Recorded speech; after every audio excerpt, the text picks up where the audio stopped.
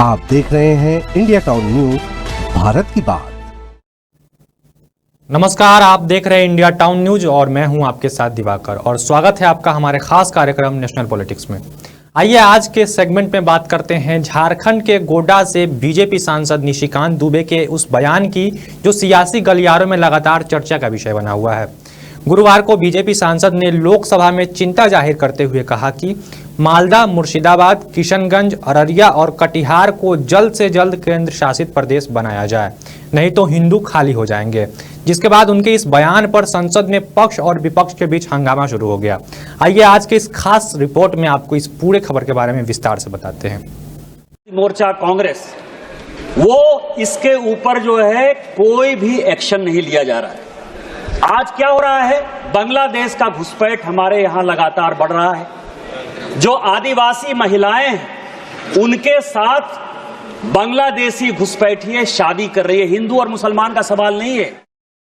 दरअसल जब से 18वीं लोकसभा का दूसरा संसद सत्र शुरू हुआ है तब से लगातार सड़क से संसद तक पक्ष और विपक्ष के बीच सियासी घमासान जारी है। बता दें कि 23 जुलाई को आम बजट पेश होने के बाद से विपक्ष लगातार संसद में सरकार का विरोध कर रहा है। इस दौरान मानसून सत्र के चौथे दिन गुरुवार को बजट पर चर्चा के दौरान झारखंड के गोड्डा से बीजेपी सांसद निशिकांत दुबे ने अपने संबोधन में झारखंड में लगातार कम हो रहे आदिवासियों की जनसंख्या और संथाल परगना में बढ़ती मुस्लिम आबादी का मुद्दा उठाया।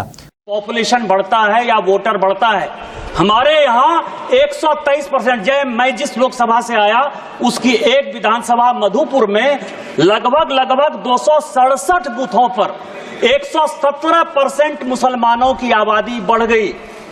और पूरे आप समझिए कि टोटल जो है झारखंड में कम से कम 25 विधानसभा ऐसी है जहां 123%, 110% आबादी बढ़ी है। ये एक बड़ा चिंता का विषय है। और इस पर चिंता जाहिर करते हुए सरकार से ये मांग कर दिया कि मालदा, मुर्शिदाबाद, किशनगंज, अररिया, कटिहार और संथाल परगना को मिलाकर केंद्र शासित प्रदेश बनाया जाए। साथ ही इन क्षेत्रों में जल्द से जल्द एनआरसी लागू की जाए, नहीं तो हिंदू खाली हो जाएंगे। इसके अलावा उन्होंने कहा कि कहीं भी किसी की भी सरकार हो, उसका एकमात्र लक्ष्य होता है कि अंतिम व्यक्ति तक पहुंचा जाए। और मैं जिस संथाल परगना से आता हूं, वह जब बिहार से झारखंड अलग हुआ था तब आदिवासियों की आबादी 36% थी, लेकिन आज आदिवासियों की आबादी मात्र 26% हो गई है। उन्होंने झारखंड की राज्य सरकार पर सवाल उठाते हुए कहा कि 10% आदिवासी की जनसंख्या कम हो गई है, ये कहाँ गायब हो गए हैं। मैं जिस राज्य से आता हूं अध्यक्ष महोदय, संथाल परगना एरिया से, जब संथाल परगना बिहार से अलग हुआ झारखंड, तो 2000 में आदिवासियों का पॉपुलेशन हमारे यहां संथाल परगना में 36% था और आज आदिवासियों का पॉपुलेशन 26% है। 10% आदिवासी कहां गायब हो गए, कहां खो गए? इसके बारे में कभी भी ये सदन चिंता की बात नहीं करता है, वो वोट बैंक की पॉलिटिक्स करता है। आगे उन्होंने पश्चिम बंगाल की ममता बनर्जी और झारखंड की हेमंत सोरेन की सरकार पर निशाना साधते हुए कहा कि हमारे यहाँ झारखंड मुक्ति मोर्चा और कांग्रेस की सरकार है, इसके लिए कोई एक्शन नहीं ले रही है। साथ ही उन्होंने कहा कि बांग्लादेश की घुसपैठ हमारे यहाँ लगातार बढ़ती जा रही है।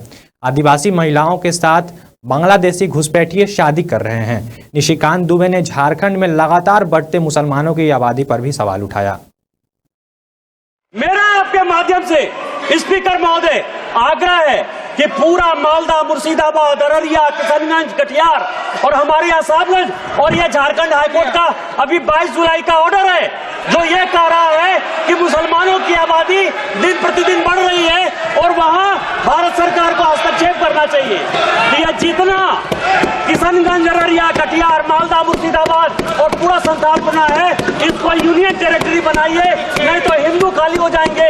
एनआरसी लागू करिए और इसके पहले यदि कुछ नहीं होता है तो सबसे पहले हाउस की एक कमेटी भेजिए और पूरे सभी उसमें तृणमूल कांग्रेस के मैक्सिमम एजेंट पर रखिए कि वो कमेटी जाए। और दूसरा जो ये लॉ कमीशन की रिपोर्ट है 235वीं 2010 की, उसको लागू करिए कि धर्मांतरण और शादी के लिए परमिशन जरूरी है।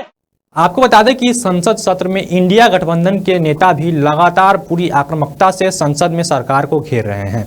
निशिकांत दुबे से पहले पश्चिम बंगाल से टीएमसी सांसद अभिषेक बनर्जी ने जबरदस्त संबोधन दिया, जिसकी खूब चर्चा हुई। इसके अलावा पंजाब के पूर्व मुख्यमंत्री और जालंधर से कांग्रेस सांसद चरणजीत सिंह चन्नी और केंद्रीय मंत्री रवनीत सिंह बिट्टू के बीच भी खूब बहस हुई। वहीं राज्यसभा में आप सांसद राघव चड्ढा और संजय सिंह ने भी जबरदस्त संबोधन दिया। अब देखना दिलचस्प हुआ कि जिस तरीके से विपक्ष सरकार को घेरने की कोशिश कर रहा है, आगे उसको जारी रख पाता है या नहीं। आज के इस खास सेगमेंट में फिलहाल इतना ही। देश और दुनिया की बाकी तमाम खबरों के लिए आप देखते रहिए इंडिया टाउन न्यूज और मुझे दीजिए इजाजत। नमस्कार। आप देख रहे हैं इंडिया टाउन न्यूज, भारत की बात।